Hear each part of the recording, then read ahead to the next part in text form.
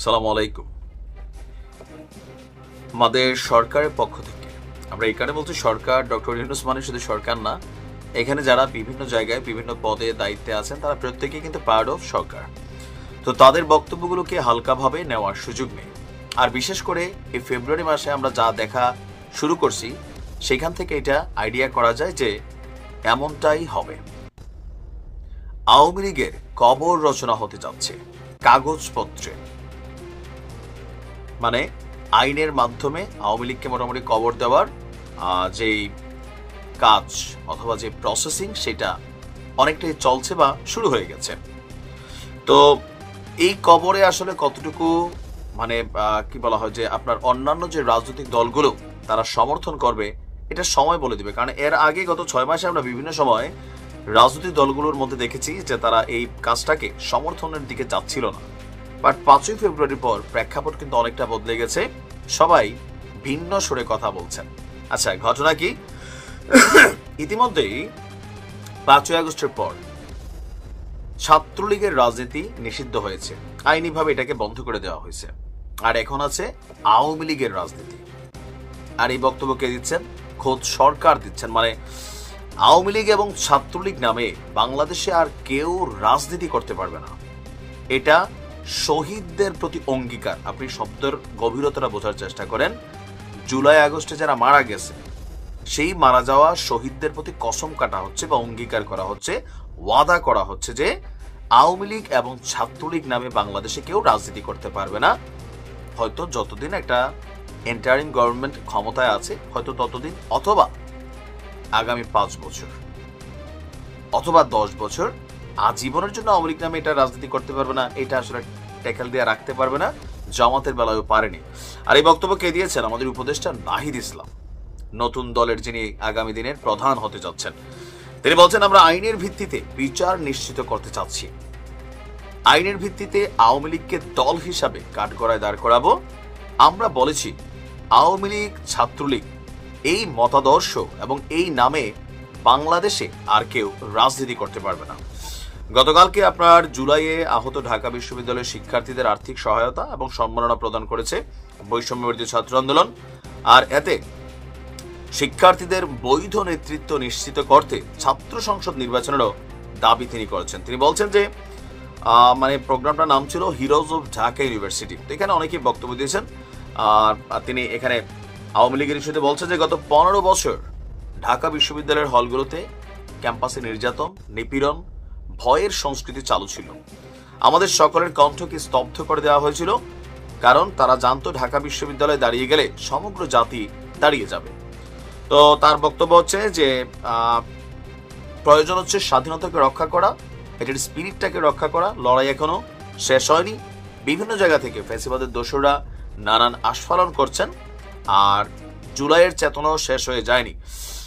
তো এখানে বিভিন্ন বক্তব্যের মধ্যে সবচেয়ে গুরুত্বপূর্ণ ছিল, আমরা দেখেছি আমাদের মূল যারা সমন্বয়ক তারা এখানে আওয়ামী লীগ সরকারের বিভিন্ন অপকর্ম, বিভিন্ন বিষয় নিয়ে তারা এখানে কথা বলেছেন। এবং আগামী দিনে রাজনীতির মাঠ থেকে আওয়ামী লীগকে টোটালি মাইনাস করার, তাদের যে বা নিষিদ্ধ করার যে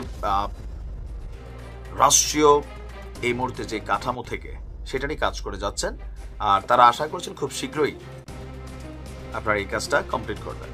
অপরদিকে রাজনৈতিক দল হিসেবে জামাত কিন্তু একটা সমর্থন দিচ্ছে। আপনি জামাতের আমিরের সর্বশেষ একটা বক্তব্য ছিল সম্ভবত কক্সবাজারে বা কোথাও যেন, যে আপনার আওয়ামী লীগের বিচার নিশ্চিত করার আগে নির্বাচন এটা অযৌক্তিক।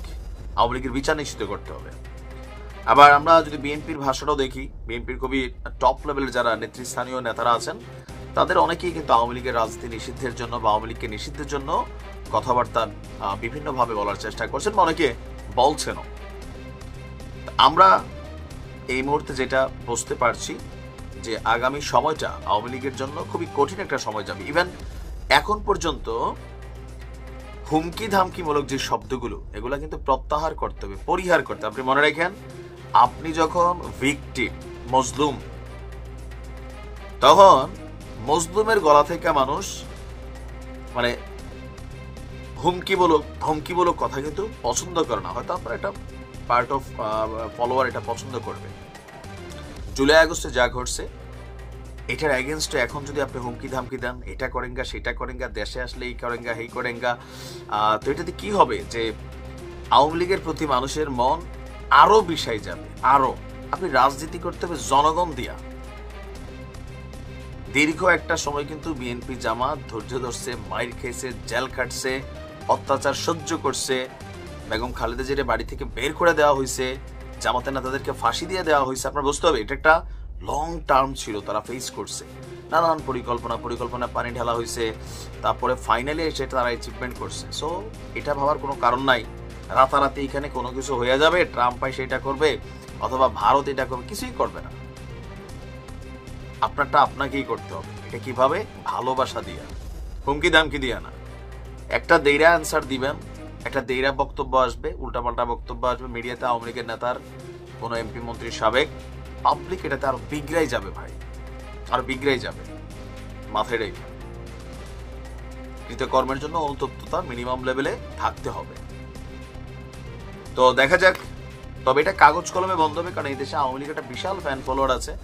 আপনি নিষিদ্ধ করে দিলেন, কলম দিয়া জামাতকেও করা হয়েছিল, তো কতদিন এটা টিকছে?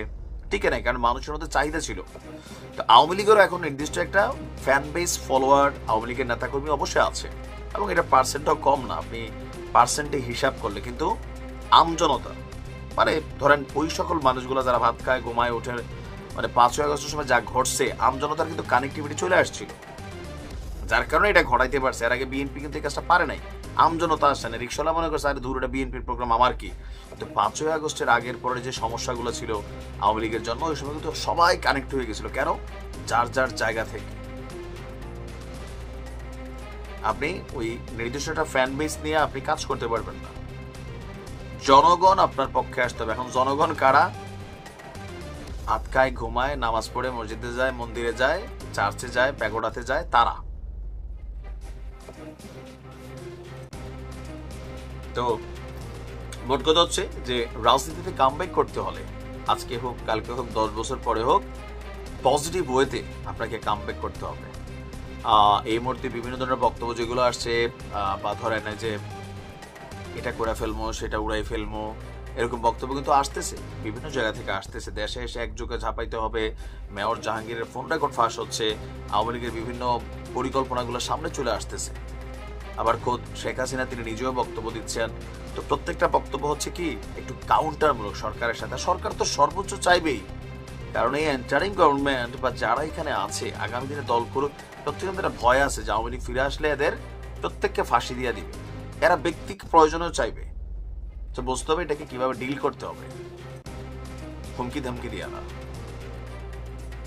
দেখা যাক কখন এই সিদ্ধান্ত সামনে আসে। ভালো থাকো।